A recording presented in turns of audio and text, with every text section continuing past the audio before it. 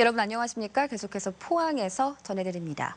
경북 동해안 지역은 오늘 가끔 구름 많고 습도가 높아 후텁지근하겠습니다. 아침 최저 기온은 16도에서 20도를 기록했고 낮 최고 기온은 포항 27도, 경주 30도까지 올라 어제보다 3, 4도가량 높겠습니다.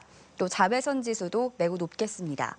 내일은 오전부터 20에서 60mm가량의 장맛비가 내린 뒤 밤에는 모두 그치겠습니다. 바다의 물결은 0.5에서 2m로 일겠습니다. 국립한국문학관 건립사업 유치전이 본격화된 가운데 어제 경주에서 한국문학 특별 세미나가 열렸습니다. 전문가들은 우리나라 문학의 뿌리가 되는 신라 향가와 고전설화의 보고가 경주라는 사실을 강조했습니다. 장미쁨 기자가 보도합니다. 국비 450억 원이 투입되는 국립한국문학관 건립사업. 전국 24개 지자체가 유치 경쟁에 나선 가운데 경주에서 한국문학관 유치를 위한 세미나가 열렸습니다.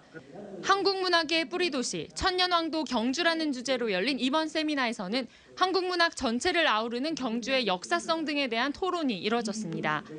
전문가들은 한국문학의 모태가 되는 신라 향가와 금오신화가 모두 경주에서 경주를 배경으로 탄생한 것은 의심할 여지 없는 사실이라고 강조했습니다. 향가의 대부분이 경주에서 경주를 모태로 창작된 것이기에 값이 있습니다. 그리고 또한 향가가 기록된 삼국유사에는 향가와 더불어 관련 설화들이 함께 실려있기 때문에 고전문학뿐만 아니라 현대문학의 거장인 박목월과 김동리의 고향으로 독립모걸문학관이 운영 중이고 유치환 시인을 기리는 청마백일장도 40년의 역사를 자랑합니다. 또 국내에서 압도적으로 많은 풍부한 유형 문화재 자산과 문학적 감수성을 결합하면 국내 어느 곳보다도 한국 문학을 가장 깊이 느낄 수 있는 최적지라는 분석입니다. 국제회의장 하이코와 보문단지의 숙박시설, KTX를 통한 편리한 접근성 등 관광 인프라도 강점으로 꼽힙니다. 전통 문화도시뿐만 아니라 새로운 창조 문학 도시로서의 위상을 회복을 해서 2천만 관광객 시대를 달성하는 데 큰 기여를 하게 되리라고 생각합니다.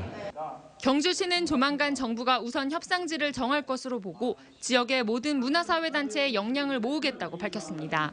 MBC 뉴스 장미빈입니다. 경북교육청은 오는 27일까지 교장 등 교육청 소속 고위공직자 1,044명에 대한 청렴도 평가를 실시합니다. 직무 청렴성과 윤리성, 법규 준수 여부 등 고위공직자가 갖추어야 할 덕목을 전문 용역기관에 위탁해 평가하고 결과는 본인에게 이메일로 통보합니다. 이번 평가 결과는 학교장의 성과 상여금 지급과 기관 부패 방지 시책 평가에 반영됩니다. 조선대와 노사가 올해 임금 협상을 무교섭으로 타결했습니다. 이로써 지난 2000년 이후 17년 동안 무교섭으로 임금 협상을 마무리했습니다.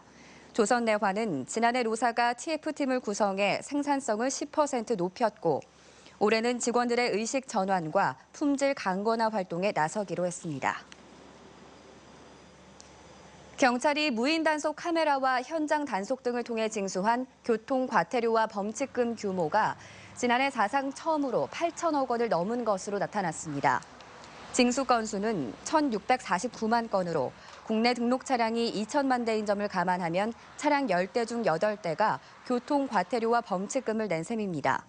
안전행정위원회 박남춘 의원이 경찰로부터 받은 징수 자료를 보면 2013년 6,379억, 2014년 7,190억, 지난해 8,046억 원으로 매년 12% 이상 오르면서 경찰이 체납 과태료를 징수하기보다 적발이 상대적으로 쉬운 현장 단속 등에 치중하는 것 아니냐는 지적도 제기되고 있습니다.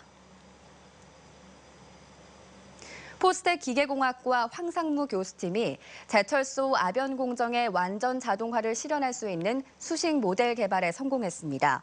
아변 공정은 다른 제조 공정에 비해 생산이 빠르고 생산비가 싼 것이 장점이지만 아변 직후 발생하는 변형을 정확히 예측하기 어려워 공정 자동화에 어려움이 많았습니다.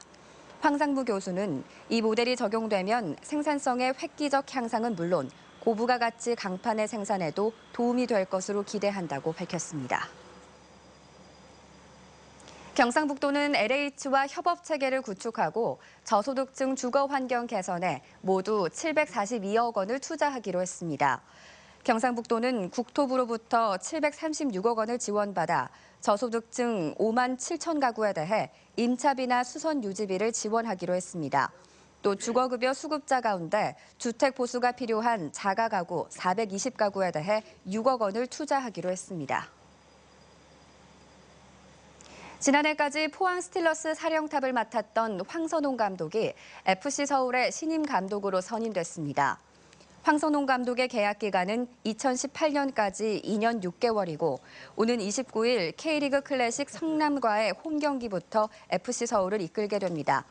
최용수 FC 서울 감독은 중국 슈퍼리그 장수순인 감독으로 자리를 옮겼습니다.